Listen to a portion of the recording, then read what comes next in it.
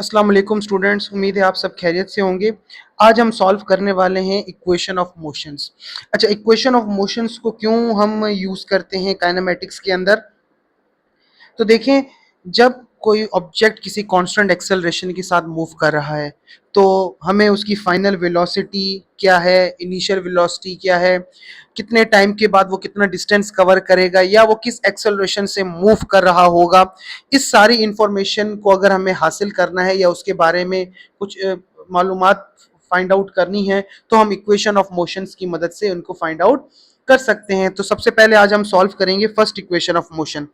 अच्छा, first equation of motion हम use करते हैं जब हमें किसी ऑब्जेक्ट की फाइनल वेलोसिटी के बारे में इंफॉर्मेशन हासिल करनी होती है। तो इसकी अगर हम डेरिवेशन देखें तो अगर आपको याद हो, एक्सेलरेशन का हमने जो फॉर्मूला बनाया था वो बनाया था change in velocity divided by time. और ये जो डेल्टा वी होता है इसको हम लिख सकते हैं V F minus V I. V F represent करता है फाइनल वेलोसिटी को, जबकि वी आई जो है हमारे पास वो रिप्रेजेंट करता है इनिशियल वेलोसिटी को। और अगर देखें डिनोमिनेटर में टी है, इस टी को अगर हम दूसरी साइड पे ले जाएं तो ये हमारे पास बन जाता है ए टी और यहाँ पे आ जाता है वी एफ माइनस वी आई। अब ये जो वी आई है जब दूसरी तरफ जाएगा तो ये पॉजिटिव का वी आई बन जाएगा। तो इसी के साथ जो हमारा फॉर्मूला बनेगा वो बनेगा V F equals to V I plus A T. अच्छा, अब ये जो फॉर्मूला होता है ये हमारे पास होता है हॉरिजॉन्टल केस के लिए।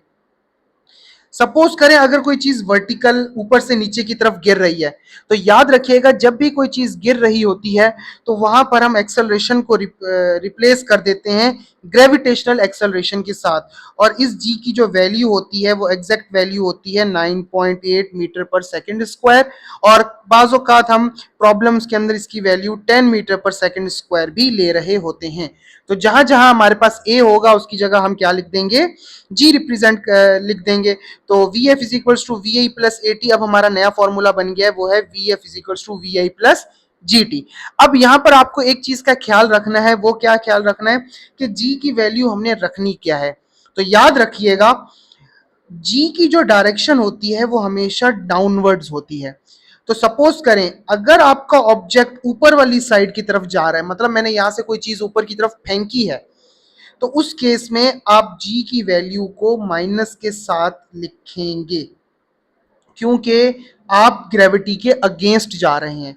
लेकिन अगर आपका ऑब्जेक्ट ऊपर से नीचे की तरफ गिर रहा है तब आप जी की जो वैल्यू पुट करेंगे वो पॉजिटिव 9.8 मीटर पर सेकंड स्क्वायर करेंगे, तब आपका आंसर सही आएगा, अदरवाइज आपका आंसर गलत आएगा। अब उसकी रीजन क्या है, तो देखिए अगर मैं यहां से कोई चीज ऊपर की तरफ फेंकता हूं तो क्या होगा, थोड़ी देर बाद जाकर वो ऊपर रुक जाएगी। इसका मतलब ग्रेविटी की जब आप अगेंस्ट जा रहे हैं तो वो उसे स्लो डाउन कर रहा है। तो ये नेगेटिव जो है हमें उस स्लो डाउन को अंडरस्टैंड करने में हेल्प करेगा। तो उम्मीद है कि ये चीज आपको समझ आ गई होगी कि जी की वैल्यू कब नेगेटिव लेनी है और कब आपने इसकी वैल्यू जो है वो पॉजिटिव रखनी है। अब आ जाते हैं हम सेकंड इक्वेशन ऑफ मोशन की तरफ। सेकंड इक्वेशन ऑफ मोशन जो है वो हमें डिस्टेंस, एक्सेलरेशन और इनिशियल वेलोसिटी और टाइम का रिलेशन बताता है।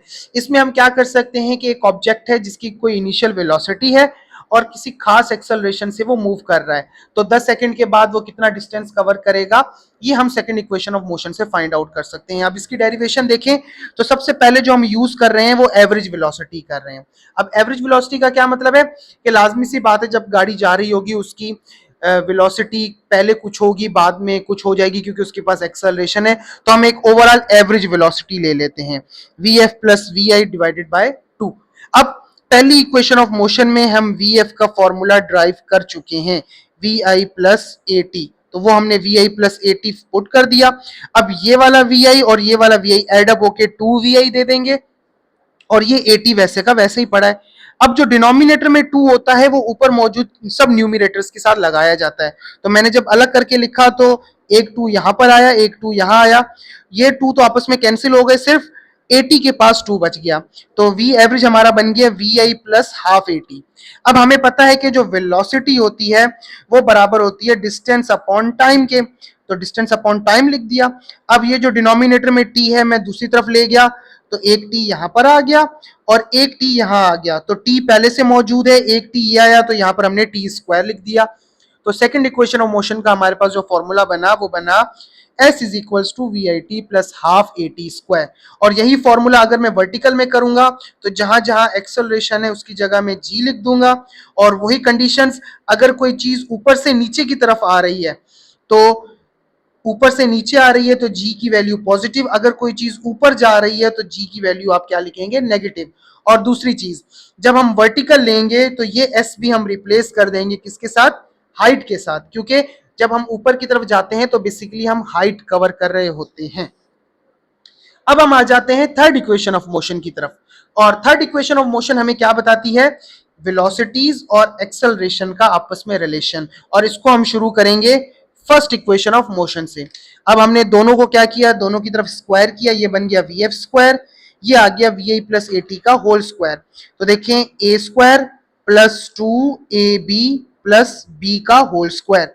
अब ये A square plus two A B plus A square T square. अच्छा, अब अगर आप यहां पर देखें, मैं यहां से टू और ए को कॉमन ले लूं तो देखिए क्या बन गया, टू ए कॉमन आ गया। अब यहां पर क्या बचा, एक वी आई बचा जो मैंने यहां लिख दिया, एक टी बचा।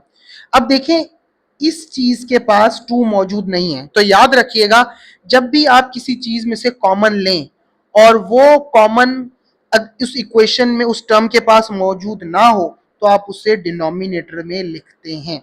जैसे ए स्क्वायर टी स्क्वायर के पास टू नहीं था लेकिन मैंने फिर भी उसमें से कॉमन लिया तो वो ए स्क्वायर टी स्क्वायर से जो टू है वो मैंने उसके डिनोमिनेटर में लिख दिया। अब एक ए कॉमन लिया था तो यहाँ पे ए स्क्वायर था तो खाली बच गया ए। अच्छा, इसका हमें फायदा क्या हुआ, तो सेकंड इक्वेशन के अंदर हम जो है वो एक फॉर्मूला देख चुके हैं V I T plus half A T square वाला, वो देखें यहाँ पे हम उसको रिप्लेस कर सकते हैं। तो इस पूरे की जगह मैंने एस लिख दिया, वी आई दूसरी तरफ ले गया तो टू ए एस बन गया V F square minus V I square. तो ये हमारी थर्ड इक्वेशन ऑफ मोशन भी आ चुकी है। अच्छा, अब अगर हम यहाँ पर इसको वर्टिकल के लिए करें तो एक्सेलरेशन को रिप्लेस कर दिया जी से, एस को रिप्लेस कर दिया हाइट से, और V F square minus V I square. यहाँ पर भी वही हम याद रखेंगे, ऑब्जेक्ट अगर ऊपर की तरफ जा रहा है तो जी की वैल्यू नेगेटिव लेनी है, ऑब्जेक्ट अगर नीचे की तरफ आ रहा है तो जी की वैल्यू पॉजिटिव लेनी है। ठीक है, तो उम्मीद है कि आपको ये तीनों इक्वेशन समझ आ गई होंगी। अगर कोई चीज ना समझ आई हो तो आप कमेंट्स में पूछ सकते हैं। Thank you.